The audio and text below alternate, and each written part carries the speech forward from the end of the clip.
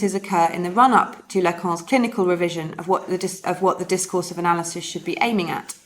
A revision that will take place, of course, through his engagement with Joyce, not Beckett. So it's the final section. Of course, it would be easy to overplay this silent partnership between Lacan and Beckett, and it's undeniably Joyce that plays the pivotal role in Lacan's teaching.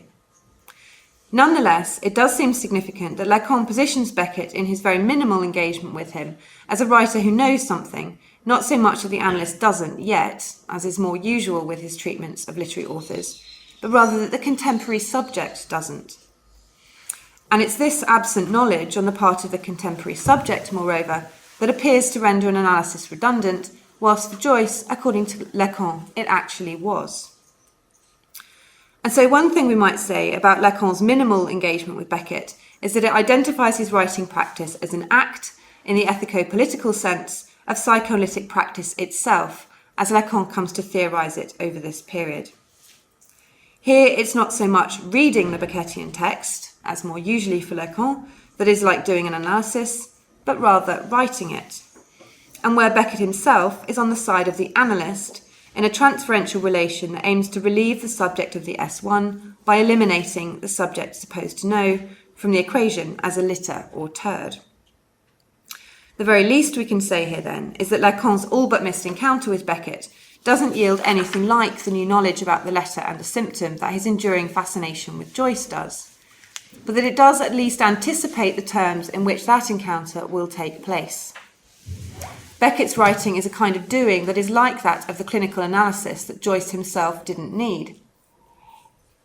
And so Lacan already makes of Beckett's writing, before he gets to this in Joyce, a place where something is being made through the letter that analysis itself strives for.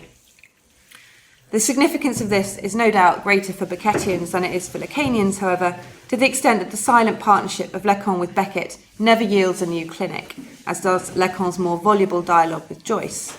Even if we might speculate that had Lacan pushed his reading of Beckett further back in 1968, he might perhaps have come to theorise the discourse of the analyst a little sooner than he actually does, finding it already at work in Beckett's writing, Beckett the writer preceding the analyst, as it were, just as he will do in the mid-70s with Joyce's savoir-faire of the Saint-Homme.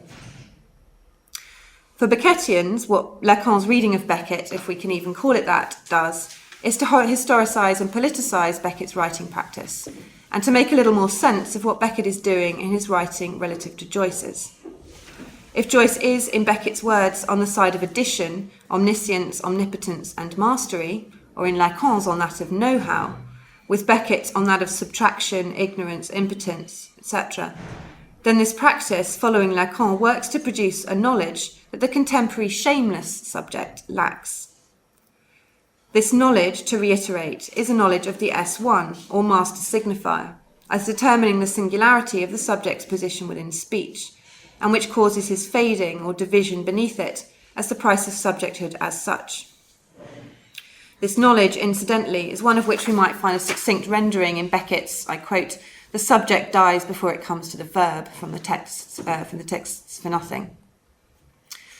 So Beckett, following Lacan's minimal reading of him, comes to look like a writer whose practice generates a knowledge that is equivalent to the knowledge that is a necessary precondition of the demand for analysis.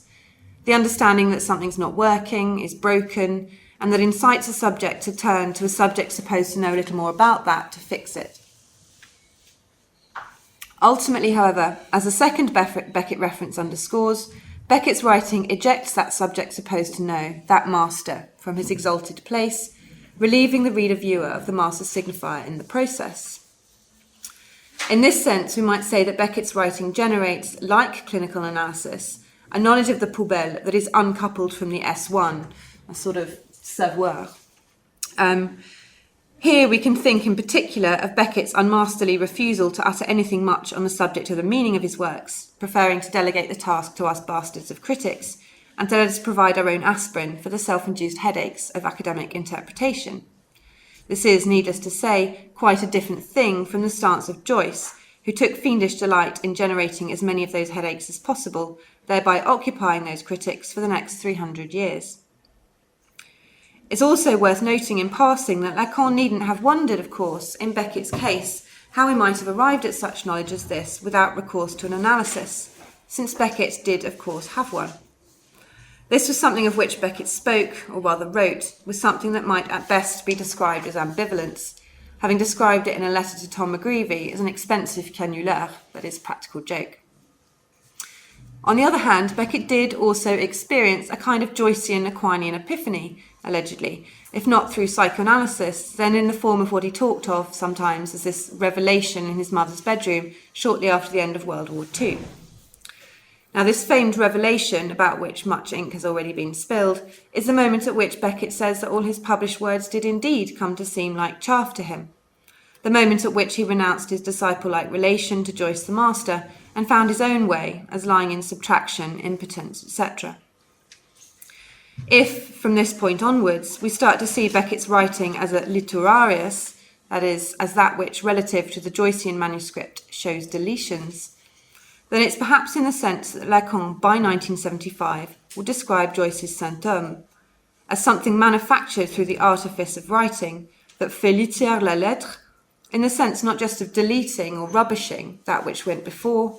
but rather of putting to work the letter as litter in such a way as to achieve something his analysis evidently did not. It's in this sense, finally, that I think it plausible to talk of something like the Beckettian Saint Homme, that Beckett referred to as his syntax of weakness. This Beckettian Saint Homme, needless to say, functions quite differently from Joyce's. If Joyce's was about a process of addition, of jouissance, Beckett seems rather about subtracting Joyce's savoir-faire, a writing practice that is all about, on the contrary, a not knowing how to do, a ne pas savoir-faire, of the kind that Malone produces from his litière, that fails to produce enjoyment of the kind he's after, and what tedium, as the refrain goes. Lacan's references to Beckett, finally, can, I think, help to punctuate the two most well-known of Beckett's remarks on his own aesthetic and ethics, the first from the 1937 letter to Axel Korn, the second one from the 1973 interview with Charles Julier. Back in 1937, as we all know only too well, a rambunctious young Beckett sets himself the lofty goal of drilling one hole after another into language through his writing until that which lurks behind, be it something or nothing, starts seeping through. Having blushingly dismissed all this to Ruby Cohn as German bilge, by 1973 he's speaking to Charles Julier rather more modestly of giving form to the formless as an aesthetic solution to the impasse that sees him unable to make any kind of value judgment, and yet unable to escape the fact that the very act of writing itself implies an ethics. One of the things that Lacan's passing allusions to Beckett suggest is that this transition from the drilling of holes in language as a veil to the thing in itself towards giving form to the formless is about the manufacture of a Saint Homme. This symptom, the Saint Homme, rather gives form to the otherwise formless singularity of the subject as fixed beneath the S1 in the discourse of the master. It marks a shift, moreover, from the early Beckett's deciphering of the message to get at the real behind, rather like the Freudian or early Lacanian clinic, toward a kind of making do that Lacan himself will later come to formulate through his encounter with Joyce as the end of analysis. This use of the letter by the later Beckett is to be understood as rather more modest than that outlined in the letter to Axel Korn, in that very precise sense of the opposite of shameless. It's one that fait litière la lettre, not in the sense of reducing it to nothing, but rather that lifts the curtain on the doit, or have to, that lays waste to our being, as long as we're enthralled to the discourse of the master, by confronting us with the spectacle of the embarrassing excess that the other side of psychoanalysis, the discourse with speech, produces. It's in this sense, finally, that Beckett can be thought of as a silent partner not just to Lacan, but also to Joyce.